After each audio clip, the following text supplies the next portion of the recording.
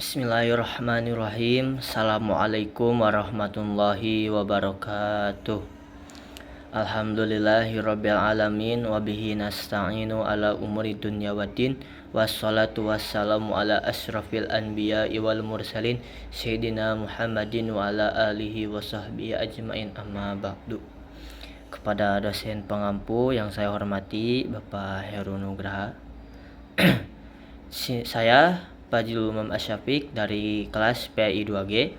Di sini saya akan sedikit mempresentasikan tentang komponen pembelajaran. Apa sih komponen pembelajaran atau komponen pembelajaran itu? Komponen pembelajaran adalah kumpulan dari beberapa item yang saling berhubungan satu sama lain dan item ini merupakan hal yang penting dalam proses pembelajaran. Jadi komponen pembelajaran adalah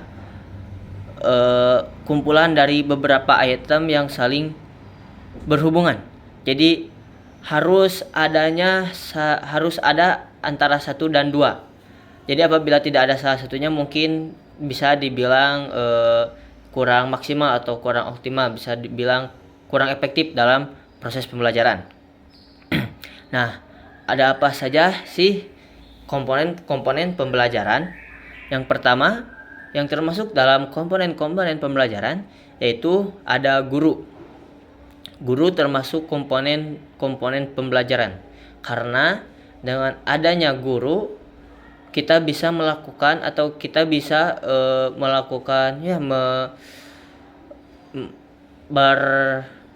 dalam proses pembelajaran itu bisa menjadi lebih baik atau bisa lebih sempurna lah, bisa lebih efektif, karena tanpa adanya guru kita mungkin saja kita tidak bisa melakukan proses pembelajaran. Meskipun pada zaman sekarang untuk mencari sumber belajar kita bisa searching di internet ataupun Google, tapi tanpa adanya guru kita mungkin bisa salah dalam mengartikan atau dalam memahami suatu pemahaman atau suatu materi yang telah kita cari. Yang kedua ada murid. Murid memang ya perlu adanya murid. Kalau misalkan cuma ada gurunya saja, mungkin tidak akan terjadi proses pembelajaran. Masa mungkin seorang guru hanya berbicara sendiri tanpa ada muridnya yang memperhatikan, gitu kan. Kemudian ada tujuan pembelajaran.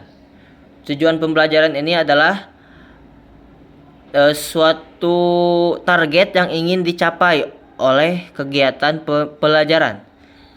Dengan adanya target yang kita ingin capai ataupun adanya sesuatu yang ingin kita raih nih dalam proses pembelajaran, misalkan dengan adanya pembelajaran ini kita sebagai guru ingin bertujuan supaya murid-murid kita ataupun peserta didik kita supaya bisa lebih paham atau lebih beretika dalam berjalan. Maka kita bagaimana nih proses pembelajarannya, harus seperti apa. Nah, begitu.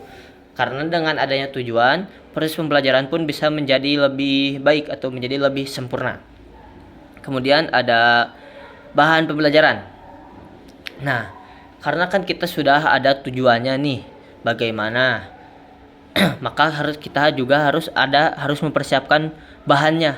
Jadi apa saja yang akan kita sampaikan kepada peserta didik ataupun bahan apa saja nih yang akan kita sampaikan kepada murid kita supaya tujuan tersebut bisa tercapai ataupun bisa terlaksana dengan baik dalam pembelajaran. Kemudian ada strategi dan metode pembelajaran. Setelah bahannya sudah tersedia, tujuannya sudah jelas, maka kita harus menerapkan strategi pembelajaran kita. Apakah dengan strategi ini bisa masuk ataupun bisa dipahami oleh seluruh murid kita atau seluruh peserta didik atau dengan metode ini atau dengan strategi ini. Nah, itu bisa kita lihat dari segi atau bisa lihat sebelum pembelajaran itu kita harus bisa membayang-bayangi apakah si murid atau peserta didik kita bisa paham dengan dengan metode yang kita sampaikan ataupun dengan strategi yang kita sampaikan. Kemudian ada media pembelajaran. Setelah kita tadi susun setelah kita tadi buat strategi, buat metode, maka perlu adanya media atau alat bantu dalam proses pembelajaran. Bisa saja proses pembelajaran tidak menggunakan media, cuman mungkin untuk zaman sekarang itu kurang efektif karena peserta didik ataupun seorang siswa suka cepat jenuh atau bosan nih, atau ini bosan ngobrol wae si guru ieu mah. Nah, jadi harus ada alat bantu atau penunjang proses pembelajaran seperti adanya video ataupun adanya PowerPoint dan lain-lain, foto ataupun apalah yang bisa dijadikan sebagai alat dalam proses pembelajaran.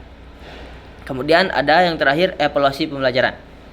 Nah, setelah kita tadi melaksanakan pembelajaran dengan media, menggunakan media ataupun tidak menggunakan media, terus dengan metode atau strategi yang telah kita atur, yang setelah kita siapkan sedemikian rupa dengan bahan-bahannya, dengan tujuan yang tadi, maka setelah kita beres dalam pembelajaran ataupun setelah kita melakukan hal tersebut, melaksanakan hal-hal yang tadi disebutkan, maka kita harus mengevaluasi apakah pembelajaran itu berhasil ataupun tidak, apakah si peserta didik bisa mencerna ataupun